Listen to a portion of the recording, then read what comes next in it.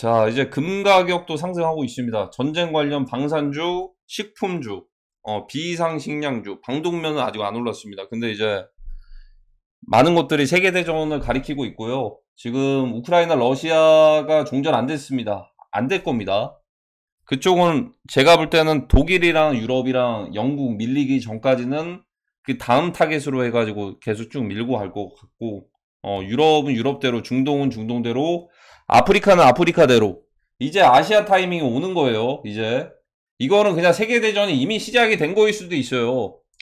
언제부터일까? 2020년부터일까요? 아니면 우크라이나, 러시아 침공했을 때부터일까요? 물론 전부터도 있었는데, 군사적인 거는 이때부터 이제 시작이 된 거죠. 유럽부터 해가지고.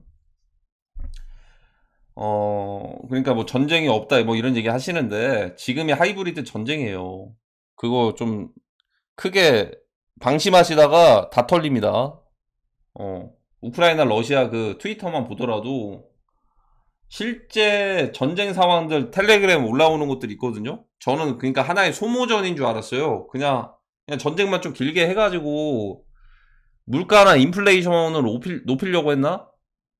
하나의 쇼인가 WWE인 줄 알았거든요. 근데 그거는 이제 세력들한테만 WWE지 일반적인 그 병사들은 진짜 실전입니다. 실전 보니까. 우리도 마찬가지예요. 그래서 이제 금 가격도 마찬가지고 나스닥도 이거 한번 털어내야겠죠. 이게 왜 금융시장이 왜 중요하냐면 이제 앞으로는 이것들이 한번 초기화가 딱 될 거예요. 금융시장이 한번 리셋이 될 겁니다. 리셋. 그걸 그레이트 리셋이라고 하고 그레이트 리셋이 오는 과정에서 어떠한 일들 때문에 화폐 가치까지도 또 리셋이 될 거예요, 이게. 그러면 이제 새로운 화폐를 대안책으로 해가지고 제시할 수 있겠죠. 그게 디지털 화폐로. 디지털 원화가 되지 않을까요? 이거를 뭐 이제 대놓고 CBDC라고는 부르진 않을 텐데, 뭐 마찬가지 개념이긴 한데, 이거 좀 부정적인 단어로 생각하시는 분들이 있잖아요. 그래서 이제 그레이트 리셋, 그레이트 리셋이, 그레이트 리셋이 이제 글로벌 통화 리셋 GCR의 개념이랑 이 최종적인 이거거든요. 이게 얽혀 있는 게 USD 달러에 대한 소유권이나 이런 것들을 한번 이제 리셋 시키고 초기화 시키고서 새로 우리 만들어내자라는 게 지금 미국에서 트럼프 대통령이 얘기하고 있는 구세계 질서, 구세계 질서, 구세계, 신세계 이거를 얘기하는 것과 이제 나중에 나오겠죠. 그러니까 지금까지는 미국이 구세계 질서에서 살고 있었고 우리는 새로운 패권을 가져오자. 우리만의 이제 달러 발행권을 우리 걸로 만들자라고 하는 게 신세계 이걸 얘기를 할 겁니다. 지금은 아닌데. 그 관점에서 봤을 때 이게 기존의 블랙캣과 화이트캣이 이렇게 나눠지는 거고 사실 저는 그거는 확실해요. 이제 지배 세력들은 똑같은데 이 싸움은 진짜다. 그러니까 이제 완전한 패권을 갖추어 가기 위해서 나머지 밑에를 꼬리 자르기를 하는 건데 구세계 질서에서 꼬리가 잘리는 곳이 하필이면 큰 곳이 아시아입니다. 아시아. 아시아인데 중국과 한국이에요. 중한. 이게 중요해요. 그러니까 우리가 여기서는 코로나고 여기서는 부정선거. 이거 두 개가 우리가 엮여 있는 게 이거 두 개 때문에 전쟁이 나는 거예요. 왜냐면 이거 들켜버리잖아요. 왜냐면 이거를 배상금 맞아버리잖아요. 이것도 나중에 만약에 들킨다. 그럼 배상금 맞겠죠? 이거 자료들이 이미 많이들 있잖아요. 이미 찾아만 보면 전자기표 표기부터 해가지고 그러면 이거를 감추기 위해서 어쩔 수 없이 전쟁으로 가자라고 할 수도 있는 거예요. 그러면 그거를 방어를 하는 게 화이트캣이고 아시겠죠? 대신에 여긴 잘리겠죠. 이게 새로운 국가가 되는 겁니다. 그게 코리아 2.0인데 그때는 일본이랑 같이 살 겁니다. 그리고 남아있는 한국의 3분의 1 인구 그리고 이제 나머지 유대인 세력들도 들어올 거예요. 대신에 이제 중국, 한국, 뭐 동남아시아 엄청 크게 인도도 마찬가지고 초토화가 되겠죠. 초토화까지는 아니겠지만 이로 인해서 더 크게 번질 것이다. 하지만 이건 인류의 마지막 전쟁이나 마찬가지입니다. 인류의 마지막 전쟁이다. 앞으로 군사적인 것들을 사용할 일이 없을 겁니다. 그 시대가 왔을 때는 신세계가 왔을 때는 군사적인 것들을 쓸 일이 없다. 그땐 평온하게 계속 갈 거예요. 평화롭게. 그러니까 마지막으로 쓰는 전쟁이면서 하나의 이 화이트캣 입장에서는 이런 얘기도 할 수 있는 거예요. 아, 우리는 이것들을 정리하기 위해서 어쩔 수 없이 전쟁으로밖에 갈 수는 없어. 하지만 대중적인 포지션에서는 평화를 위해서 이렇게 얘기를 하겠지만 결국에 저것들을 잘라내려면 전쟁으로밖에 갈 수가 없어요. 군사 작전도 그렇고 평시 상황이 아니고 전시 때 그런 것들이 더 활발하게 될 수가 있기 때문에 완벽한 차단. 그리고 나머지 피날레가 아마 정리할 것들 다 정리가 될 쯤에는 EBS 실행되지 않을까요? 그리고 이제 이 전쟁을 일으킨 사람들이 이쪽으로 이렇게 갈 겁니다. 그 첫 번째 단계가 그래서 우크라이나 지금 빌드업하고 있죠. 우크라이나. 사람들이 러시아 침공으로 하는데 대다수 지금 이 체제 전쟁을 몰입하고 있는 사람들은 러시아가 어쩔 수 없이 저기를 쏟아 부을 수밖에 없었겠구나로 알고 있어요. 근데 두 번째 타자가 어디냐면 바로 한국이랑 중국입니다. 우크라이나 제2의 우크라이나 버전이 되는 거예요. 어쩔 수가 없습니다. 지금 막을 수가 없어요, 이게. 그러니까 나중에 알고 봤더니 아, 이랬구나. 그러면 이 화이트캣 세력들의 입지가 더 올라갑니다. 아, 이들이 정말 옳았다, 잘했다. 그때 EBS가 실행될 때 잘했다라고 얘기를 하겠죠. 저는 지금 풀릴 줄 알았는데 그때 풀릴 것 같아요. 한반도 통일되고 나서 전쟁 다 끝나고. 그러면 이제 아, 이렇게 했었구나, 블랙캣이. 싹둑 이렇게. 그리고 이제 패권이 쭉 가는 거죠. 이 권력 싸움에서 더 넘어가서 굳히기. 그러니까 원래는 좀 이제 미국이랑 비중을 딱 이제 견제할 정도로만 키우려고 했는데 이게 성장 속도가 좀 빨라지다 보니까 빨라졌는데 균형이 또 이제 다행인 건지 모르겠지만 헝다 사건으로 좀 이제 내수 경제는 좀 바닥이 났는데 전시 경제로 7, 8년 정도 돌아갔어요. 그리고 여러 나라들의 주권 침탈 정도로 넘어서서 거의 지배해서 흡수하려고 했는데 그게 뒤로 가게 하고 지금 이제는 심판만 남은 상황이란 말이죠. 중국 입장에서. 그러면 여기서는 둘 중 하나죠. 심판에 이제 심판만 남은 상황에서 이거를 그냥 그대로 받아들일 건지 아니면은 한번 싸워보자. 어차피 죽는 거. 그게 바로 이제 초안전의 마지막 그걸 말씀드린 거고 그 과정에서 통화도 이제 유통됐던 많은 통화들도 리셋되는 과정에서 이제 금융시장이 붕괴가 한번 되겠죠. 그레이트 리셋. 그 과정에서 GCR을 실행을 할 건데 이거는 아마 가장 모범적인 사례가 KRW가 될 거예요. 그러니까 GCR이라는 게 글로벌 통화 리셋인데 화폐 가치가 붕괴되고 나서 어떠한 일들 때문에 화폐 가치 붕괴되고 새로운 화폐를 이제 만들어내가지고 디지털 원화 그걸 가지고서 어떻게 그게 적용이 되는 모델이 딱 이제 한국이 될 확률이 높아요 지금. 왜냐하면 우리는 한반도 통일되고 나서 새로운 한국을 만들 거니까. 그리고 그 과정에서 그레이트 리셋으로 인해서 사람들이 어떻게 반응들이 될 건지 이 과정이 단순히 예전에였으면 1, 2차 세계대전 때는 되기 전에는 뭐 바이러스가 퍼지고 대공황이 나고 그 다음에 전쟁이 나고 이렇게 순서대로 갔잖아요. 근데 지금은 제가 볼 때는 지금은 대공황, 전쟁, 바이러스, 식량난 이거 4개가 동시에 옵니다. 자, 지금 상황은 뭐냐? 예전이랑 다르게 지금은 딱 전쟁만 커지잖아요. 그럼 대공황도 와요, 이게.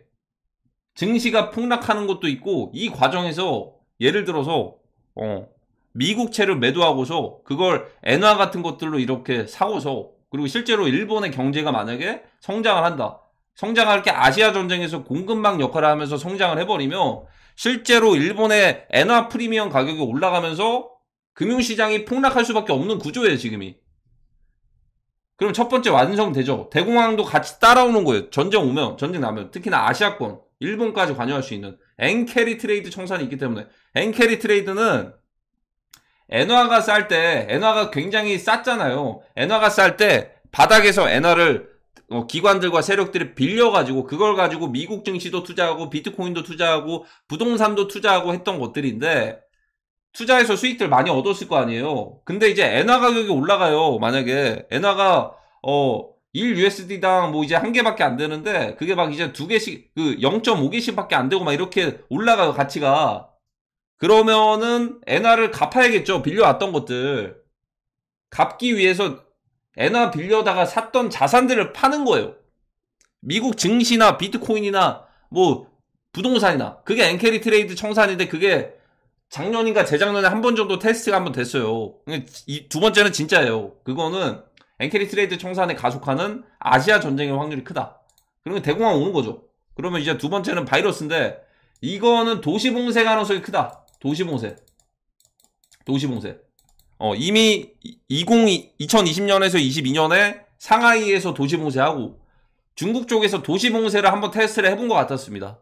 도시봉쇄가 됐을 때 어떤 상황들이 나는지. 사람들이 보급받고요. 외국인들은 묶이게 되고요. 공항도 폐쇄되기 때문에 물가나 그런 것들도 당연히 좀 변동이 좀 있었습니다. 그러면 이게 뭐가 되냐? 새로운 뭐 조류독감이 됐던 새로운 바이러스로 인해서 전쟁이 나는 상황에서 바이러스까지 퍼지는 거예요. 그러면 이거를 공항이나 이런 것들을 마비시킬 수가 있어요. 중단 일단 도시 봉쇄, 공항 마비, 공항 중단, 폐쇄. 그래 버리면 전쟁에서도 이건 크리티컬이 된다.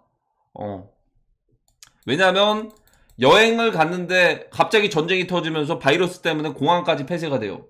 발이 묶이게 됩니다. 난민이 돼요. 그때부터가 좀 골치 아파지는 겁니다. 왜냐하면 지금도 하마스 인질도 협상이 잘 안 되고 있거든요. 협상도 안 되고 있는데 대다수의 전 세계 사람들이 어떤 특정 나라에 갔는데 묶여버려요, 발이. 근데 그 주변 나라에 전쟁이 나요. 그러면 복잡해지는 거예요, 이게. 그러면 이 과정에서 도시봉쇄나 이런 것들로 이제 물류라든지 전쟁 때문에도 이제 차단이 될 수도 있겠는데 이로 인해서 기존에 공급됐던 식량이나 이런 것들이 좀 부족해지면 식량난까지 이게 또 이제 인플레이션, 하이퍼, 초하이퍼 인플레이션.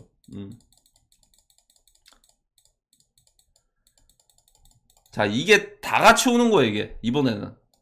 예전에는 뭐 바이러스 나왔다가 뭐 대공황 나왔다가 바이러스 나왔다가 뭐 전쟁 나왔다가 이렇게 하나씩 순서대로 이거 왔으면 다음 건 이거 다음 건 이거 이렇게 왔는데 지금 상황은 그때랑 다르게 전쟁 하나 아시아에서 터지면 대공황이랑 바이러스랑 식량난이랑 하이퍼 인플레이션이랑 다 와요, 한 번에. 그러니까 2025인데 2030까지 정말 힘들다. 만약에 터지면. 그럼 그 시작이 어딜까? 그 시작이 한국입니다. 아니, 왜 한국이죠? 라고 할 수도 있는데, 이걸 어떻게 설명을 해야 되지? 괜히 또 이제 부정적인 생각을 가지실 수도 있으니까. 아니, 왜 한국인가? 좀 자세하게 좀 설명해 드릴게요. 이게 좀 종교적인 그런 것도 있고, 금 가격도 올라가고 있죠. 그 리브 더 월드에서 나온 것처럼 모든 시작은 한국이라고 코리아라고 얘기를 하는데 일단 뭐 시작은 그래도 이제 북한에서 하지 않을까요? 북한에서. 그리고 북한이 전쟁할 그 힘이 있나요? 자유의지 없습니다. 한국도 없는 것처럼 북한도 없어요. 둘 다 없습니다. 둘 다. 결국에는 그 세력들이 원하는 방향대로 갈 수밖에 없다. 하필이면 이제 중국과 한국이 같이 물귀신이 됐습니다. 중국은 코로나입니다. 그리고 한국은 부정선거입니다. 다른 나라는 그거 관여한 것들이 없어요. 그래서 이 두 나라가 하필이면 한국에서는 김치 프리미엄 이런 얘기들도 많이 나왔잖아요. 완전 막 이제 주목도 많이 받을 정도로 해외에서는 막 김치 파워 막 이러면서 코인 같은 것들 할 때 그 정도로 뭔가 좀 입지가 자본적으로도 그래도 많이 엮여 있고, 실제로 투자도 많이 들어와 있었고, IMF 이후에 성장도 많이 했습니다. 확실한 건. 주변 아시아 국가, 일본 제외하고는 주변 국가들보다 훨씬 더 성장이 빨랐죠. 뭐 미얀마, 태국, 베트남 이런 데 말고. 그쵸. 그만큼 투자 자본들이 많이 투입이 됐다. 근데 지금은 뭐냐? 지금은 투자 자본들이 투입이 많이 된 만큼 결국에는 여기를 물류 허브로다가 이제 지정을 해놓고 중국에서는 저가 통일을 꿈꿀 수밖에 없어요. 이게 이렇게 흡수, 이 세력들이, 큰 세력들이. 근데 지금 일단은 미국의 자산은 한국이다 얘기 나왔잖아요. 일단 그러면 미국에서도 그걸 허용을 안 할 거다. 근데 중국 입장에서도 투자가 많이 됐고 거의 90%까지 인구까지도 많이 이주를 했는데 그냥 포기하기에는 코로나까지 쪼여오고, 아니 이러다가 뭐 부정선거도 같이 이렇게 해가지고 1대1로부터 해가지고 막 이제 이런 것도 여론전까지 가버리면 아 이거 거의 전 세계에서 고립될 수도 있겠는데. 아 그래도 다행이야. 한국에는 부정선거, 우리는 코로나니까 그래도 같이 가는 거네. 같이 갈 거면 한번 그냥 우리가 흡수해볼까를 노려볼 수 있는 게 앞으로의 전쟁인 거예요. 그게 전쟁이 왜 오는지 아시겠죠? 그러니까 일반적으로 이게 북한에서 들어오고 말고 그 사이즈가 아니라고 이거는. 어. 어차피 고립되고 어차피 배상해야 되고 어차피 그렇게 되는 거 그냥 우리 그냥 중한 해가지고 흡수를 해버릴까. 적화통일로 해버릴까. 이걸 노릴 수가 있는 게 지금 앞으로의 전쟁이라는 겁니다. 그것 때문에 한반도에 일본의 전략적인 자산들이 미군에서 왜 많이 배치를 했을까. 이거는 많이 배치해서 안전하다 그게 아니고 우린 이제 곧 싸워야 돼요. 영토 전쟁으로. 미국 입장에서도 결국에는 그래도 성공적으로 많이 끌어올렸습니다. 아 지금이 전쟁 상황이구나. 알려줄 때가 되니까 알려준 것 같았어요. 아 지금 전쟁 상황이구나. 전쟁 상황이야 지금. 알려줄 때가 됐으니까 알려준 것 같았습니다. 그리고 북한은 사실 원래는 김정은이면 친미 노선인데 김여정도 한 번씩 얘기를 하잖아요. 그래서 저는 일단은 친중 쪽으로 일단은 보고는 있어요 이게. 왜냐하면 다른 곳들은 모르겠지만 아시아권은 좀 지배력이 좀 약해지고 꼬일 수도 있어요. 변수 때문에 충분히. 그래서 일단은 미국 입장에서도 한국을 포기하지 않는다. 포기하지 않는데 그 포기를 안 한다라는 게 그게 곧 뭐 한미 연합 공동 작전에 대한 부정선거 브리핑 일거의 척결 반국가 세력들 그 의미가 아니에요. 상대가 어쩔 수 없이 코너로 몰려서 우리 그냥 중국과 한국을 한 번에 흡수해 버리자로 가는 전쟁 액션을 취했을 때 그때를 포기를 안 하는 거지. 지금은 어쩔 수 없이 그렇게 갈 수밖에 없는 상황입니다. 어쩔 수 없이. 이 모든 이해관계가 얽혀 있는 게 시간 문제예요. 시간 문제. 그래서 이제 베트남 같은 경우에도 중요하겠죠. 결국에는 이 유대인 세력들이 패권을 가져갈 건데 꼬리를 싹둑 자르는 게 어디라고요? 이쪽 아시아를 싹둑 자르는 겁니다. 지배력을 이제 뿌리들을 다 뽑아버려야죠. 대신에 좀 이제 주변 국가들한테 그래도 민심을 또 이제 좋게 가야 되지 않겠습니까? 그러면은 이제 나중에는 뭐 EBS 같은 것들도 있겠지만 여기서 이제 친미 성향을 보여주기 위해서는 이 주변 국가들도 이제 서포트를 많이 해줘야겠죠. 여기는 이미 친미 쪽으로 가고 있고 주변 아시아 국가들 어차피 여기 거대한 타노스 지역을 싹둑 자를 건데 주변 국가들 민심을 또 이제 좋게 가야 되지 않겠습니까? 그러니까 지금 보이지 않는 전쟁들이 계속 되고 있는 거예요. 우리만 그런 게 아닙니다. 일본에서도 막 이제 SNS에서도 마찬가지고 주변 국가들이 지금 뭔가 계속해서 싸우고 있는 게 그게 오염됐던 것들을 정화시키는 과정에서 서로 싸울 수밖에 없는 지금 과정이다. 이렇게 보시면 됩니다. 그래서 이제 시기가 언제냐? 시기는 몰라요, 솔직히. 근데 시기는 모르는데 조만간입니다. 조만간. 금 가격 올라가는 것만 보시면 지금 어떠한 재료도 터지지 않았잖아요. 이제 곧 터지겠죠, 이제. 슈팅 한번 나올 때가 됐는데 그때는 비트코인이랑 반대로 갈 겁니다. 비트코인은 오히려 떨어질 거예요. 이더리움이랑. 이더리움 4,000달러는 한 2, 3년 걸릴 수도 있습니다. 2, 3년. 2, 3년이 걸릴 수도 있어요. 2, 3년이. 이거 회복하기까지가 힘들 겁니다. 비트코인도 마찬가지예요. 하지만 중간에 민코인은 오히려 주목받는 제가 예전에 말씀드린 민코인 슈퍼사이클 3차 시즌은 메인 알트코인들이 박살나야지만 온다. 그게 딱 올 것 같습니다. 나중에는. 그거 맞춰가지고 오피셜 트럼프 민코인이라든지 이런 것들도 적절한 구간에 언젠가는 이제 바닥 찍고서 반등할 거예요. 그때는 트럼프 대통령도 진격하고 반등하는 시기이지 않을까 이런 생각이 들고 결국에는 뭐냐면 어려운 싸움이 될 수도 있습니다. 지금 시간은 모르겠고 기간도 모르겠습니다. 하지만 확실하다. 우리는 대상자입니다. 뭐 굳이 크게 따지면 이렇게 되겠는데 괜히 오늘 그 중국이랑 러시아 군용기가 막 여기 우리 그 라인 오고 막 이렇게 한 게 괜히 그런 게 아니고 뭐 WWE 아닙니다. 제가 볼 때는 이거 그냥 이 적과 아군 라인 구축해주는 거예요, 그냥. 그러니까 그러니까 우리 이렇게 가는 거예요, 이제는. 이렇게 북중러 어쩔 수가 없어요. 그리고 이제 한미일 이렇게 미국까지 큰 구조에서 봤을 때는. 그리고 이제 이 구조가 맞을 수밖에 없는 거는 한국이 일단은 우크라이나에 이렇게 붙었으니까 뭐 화이트캡, 블랙캡 그거 다 제외하고 국가 단위로 봤을 때 이렇게 간다. 3차 세계대전 아시아권으로 올 때는 이거 이제 조만간입니다. 조만간. 근데 이제 그래도 좀 걱정이 좀 되네요, 이게. 왜냐면 어차피 한 번 터지는 거잖아요, 그게. 우크라이나, 러시아 같은 경우에는 크림반도 전쟁도 한 번 했었고 거의 10년 만에 다시 하는 건데 우리는 거의 70년 만이니까 실전이 될 수도 있겠구나, 이거 걱정이 되고. 사실 이 부분에 대해서는 전면전보다는 약간 적들이 먼저 들어왔을 때 내전 양상으로 가지 않을까. 보스니아 내전 생존기 한번 검색해 보시면 될 것 같고, 도망친 곳에 낙원 없다고. 안전한 곳은 없어요, 솔직히. 완전히 안전한 곳은 미국 가시면 되죠. 영주권 그거 프리패스 사가지고. 근데 그게 아무나 할 수는 없겠죠. 골든패스 사가지고 미국 가면 가장 안전하니까 그렇게 비싸게 불렀을 겁니다. 아마 그런 이유들이 나오지 않을까요, 앞으로? 저 미국 골든카드 한 이유가 있구나, 그런 거 나오지 않을까. 어쨌든 그래도 이제 2분의 1 정도는 그래도 살지 않을까요? 2분의 1. 북한이랑 한국 포함해가지고 2분의 1. 자, 오늘의 소설은 여기까지입니다.